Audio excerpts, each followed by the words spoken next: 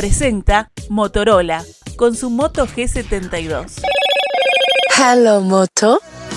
En el Poder Legislativo hay un proyecto de ley que fue ingresado en los últimos días titulado Solución de los deudores en UR del Banco Hipotecario y la Agencia Nacional de Vivienda y Protección del Crédito Público Social Hipotecario. Esto está en discusión. Incluso ese mismo proyecto planteaba fusionar de alguna manera el Banco Hipotecario con el Banco República. Eso parece que ha quedado de lado porque no estarían los votos suficientes. Pero el tema de fondo, que es lo que se anuncia como solución a ciertos deudores, sí continúa en análisis parlamentario. Mientras esto ocurre, ayer el Parlamento votó una minuta de comunicación, en particular el Senado, donde se le plantea al Poder Ejecutivo que suspendan los procedimientos de recupero de fondos públicos, o sea, que no haya intimaciones ni desalojos mientras se encuentra una solución desde el punto de vista legislativo. Así lo planteaba el senador Germán Cardoso, actuando como suplente de Germán Coutinho, uno de los propulsores junto con Botana de esta norma. El mismo refiere a que se le solicite al Poder Ejecutivo que la Agencia Nacional de Vivienda y el Banco Hipotecario del Uruguay cese los remates e intimaciones de regularización de adeudos hasta tanto se dé una solución definitiva sobre el que está trabajando tanto el Poder Legislativo como el Poder Ejecutivo en conjunto. Esto fue votado unánimemente en el Parlamento. Todos los senadores de todos los partidos votaron esto. Luego, en la tarde, la presidenta del Banco Hipotecario, la doctora Casilda Echevarría, publicó un hilo en Twitter donde se hace varias preguntas. Por ejemplo, ¿qué vendrá luego? ¿Suspensión de ejecuciones de acreedores privados? ¿Dónde quedará el país de la certeza jurídica, del cumplimiento de los contratos? Es bueno tomarnos un tiempo para conversar sobre esta situación tan particular y a veces hasta compleja de entender. Recibimos en otra mañana a Casilda Echevarría, presidenta del Banco Hipotecario. Doctora, ¿cómo le va? Buenos días. Hola, ¿qué tal? ¿Cómo te va? Muchas gracias por llamarme. Por favor, es un gusto. En primer lugar, doctora, conviene explicarle a la audiencia de qué población estamos hablando, o sea, de cuánta gente y de cuántos son esas deudas que tienen justamente esas personas con el Banco Hipotecario por préstamos en unidades reajustables. Bueno, mira, si fuera que representaran al total, cosa que no es, actualmente de 30.000 deudores de UR que había, quedan 10.000. Quiere decir que el resto todos han pago. Y actualmente la morosidad es muy baja, o sea que la gente que debe en UR está pagando. Esto es para un núcleo pequeño de personas que han tenido la suerte de tener eco en el Parlamento. ¿Cuántos son? Bueno, eso no lo sabemos, porque como te digo, dicen representar 10.000, pero uno sabe que no es así. El tema acá, ¿por qué yo escribí todo ese tuit? El problema es el daño que se le hace al crédito y al país en general. Fíjate que el Banco Hipotecario tiene una morosidad bajísima, quiere decir que la gente paga.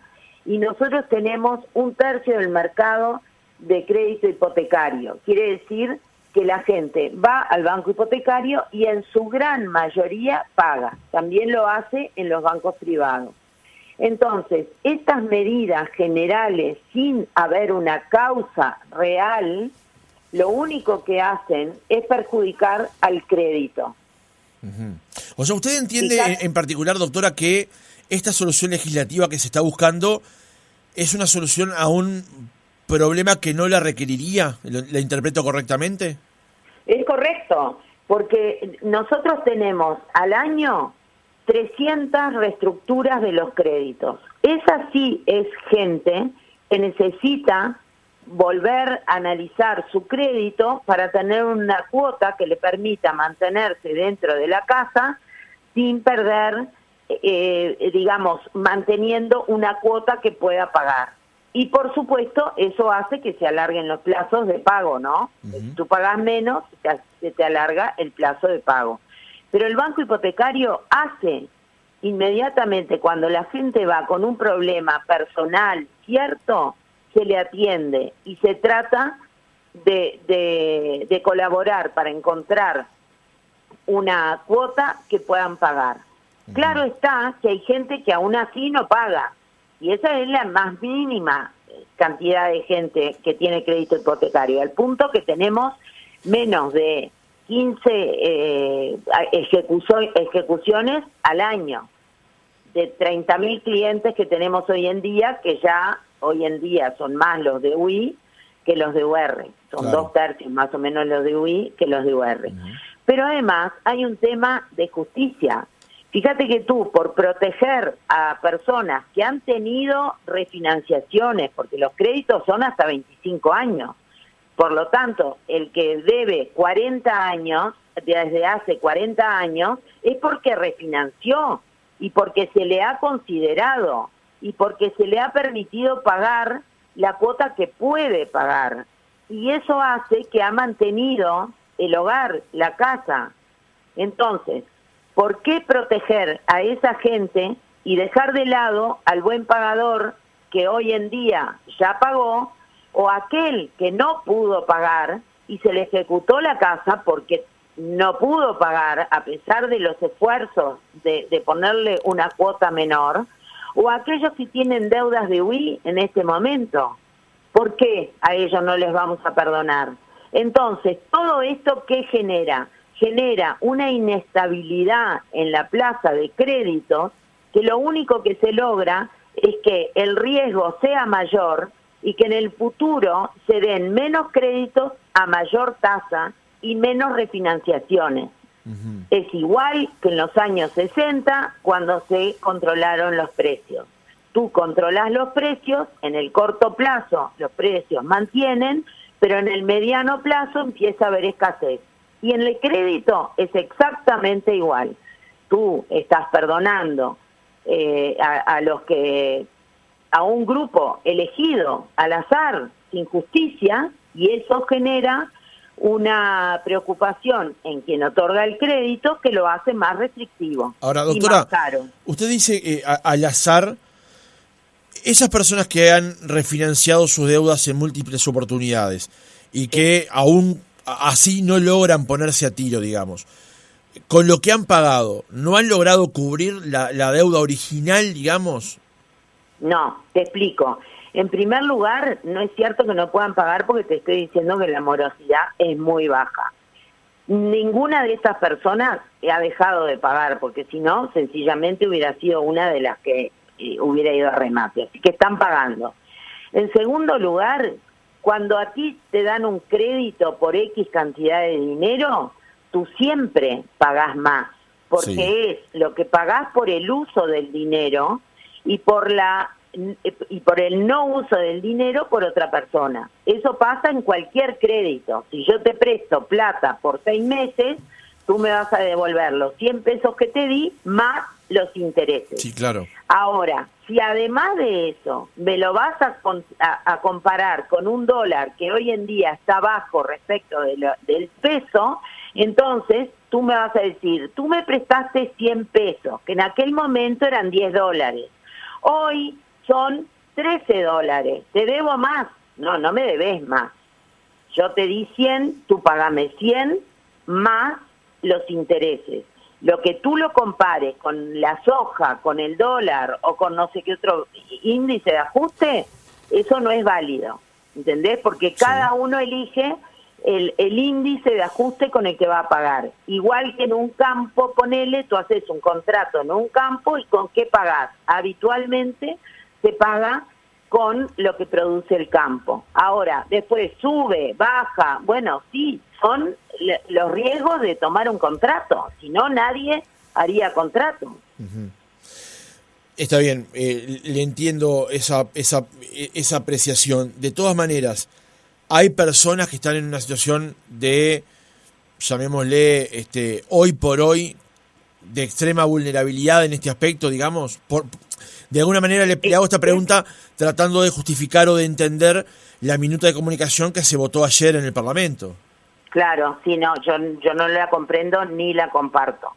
Esa gente de vulnerabilidad que tú me decís, sí, claro que existe y está dentro de las 300 que tomamos en cuenta año a año, más o menos, ¿no? Porque no todos los años son 300 justas, pero en el entorno de 300 que tomamos en cuenta año a año para reestructurar su deuda. Por supuesto que hay gente que tiene problemas individuales, ¿entendés? Que se le murió el esposo, la esposa, que perdió el trabajo, que tuvo una enfermedad de un hijo, por supuesto que sí. Toda esa gente es la que compone el núcleo de las reestructuras del banco hipotecario. Incluso te digo más, hay una excepción para personas muy viejitas, para inmuebles que valen muy poco, para deudas muy largas. Cumpliendo esas 3 condiciones, a veces se reestructura a tasa cero. Entonces, se mira por todos los medios colaborar a que la gente no pierda la casa. Así que ese no es un argumento. Ese no es un argumento. Ajá. Doctora, ¿le preocupa el artículo 4 del proyecto que está ahora a consideración? Plantea que quedarán extinguidos de pleno derecho a los 180 días corridos contados a partir de la vigencia de la presente ley los justamente pagos pendientes, como usted decía, de cierto tipo de deudores en unidades reajustables.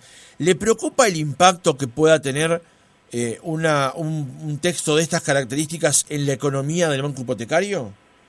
Pero por supuesto, imagínate que todo lo que le perdones a estas personas que no han perdido su casa, no le vas a poder prestar a un muchacho que quiera establecerse por su cuenta, porque los 400, 500 millones de dólares que eso le va a costar al banco hipotecario, no se lo vas a poder prestar a otro, ¿entendés?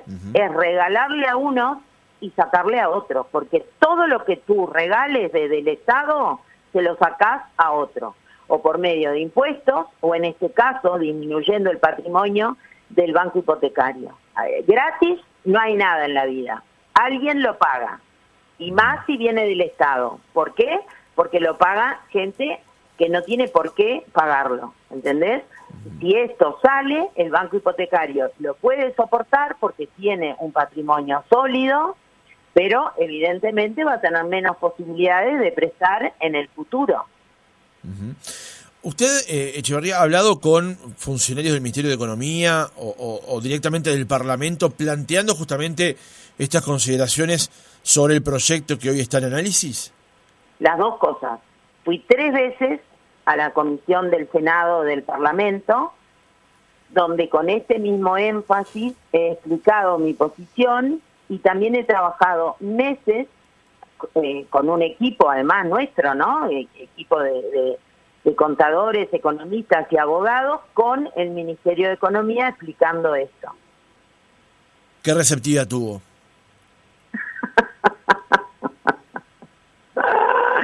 No sé si contestarte.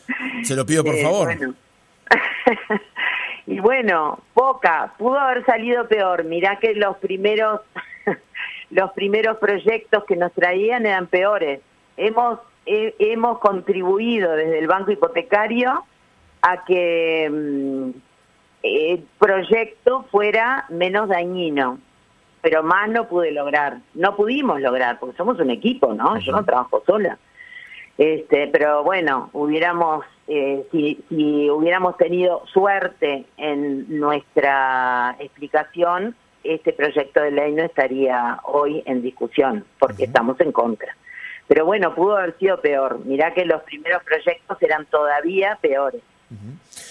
Doctora, ¿le preocupa algún aspecto en particular del texto? Se lo planteo porque, por ejemplo, de vuelta cito el artículo 4, se refiere al préstamo que se encuentre calificado como vigente el 31 de diciembre de 2022.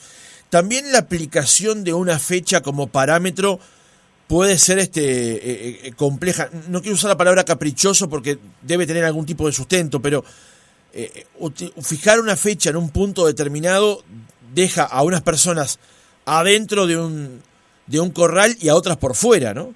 Sí, bueno, eso sí, por supuesto, en las injusticias siempre es así. Pero en todo caso, lo que supongo que en el momento de aprobarse la ley, esa fecha lo que va a significar es que estés al día al momento de la vigencia de la ley. ¿Por qué? Porque si no, fíjate que la gente, cada vez que hay uno de estos proyectos que levanta vuelo y se empieza a discutir, nosotros vemos la morosidad que se incrementa un poco. ¿Por qué? Porque la gente dice, bueno, si me van a perdonar a todos, yo no pago más. Fíjate que es una tragedia eso. Entonces, lo que supongo que ha querido decir esa norma es justamente que en caso que alguien se quiera incluir dentro de los parámetros de la ley, pues tendrá que estar al día con el banco hipotecario. Doctora, dos últimas preguntas. Usted comentó recién que tuvo varios encuentros y han logrado de alguna manera mejorar el texto que hoy está en discusión. A su juicio, ¿no tendría que haber ningún tipo de legislación con respecto a este, llamémosle, problema? Mira, yo creo que, fíjate que nosotros, el banco hipotecario, se rige por las normas propias del banco hipotecario, que establecen una cantidad de condicionamientos y facultades para establecer el crédito, pero además estamos regidos por el Banco Central por ser banco. O sea que sí, hay normativas. ¿Cómo no? Hay normativas. Lo que pasa es que el banco hipotecario, como cualquier persona jurídica que da crédito, tiene la necesidad de recuperar los fondos prestados justamente para mantener el patrimonio y poderlo prestar a otros. Hay normas, ¿no? Nosotros no somos libres de hacer lo que queramos con los fondos públicos, muy por el contrario. Nuestra función es mantener el patrimonio público y dar una buena administración al mismo, lo cual significa tratar de ser justos con todos aquellos que quieran tener un crédito hipotecario. Una última consideración. Pablo Rosselli, que es economista y socio director de la firma Exante, tomó su hilo de Twitter ayer y escribió sobre él: el proyecto de ley con quitas a deudores en UR es injusto porque no es cierto que los deudores en UR fueron perjudicados.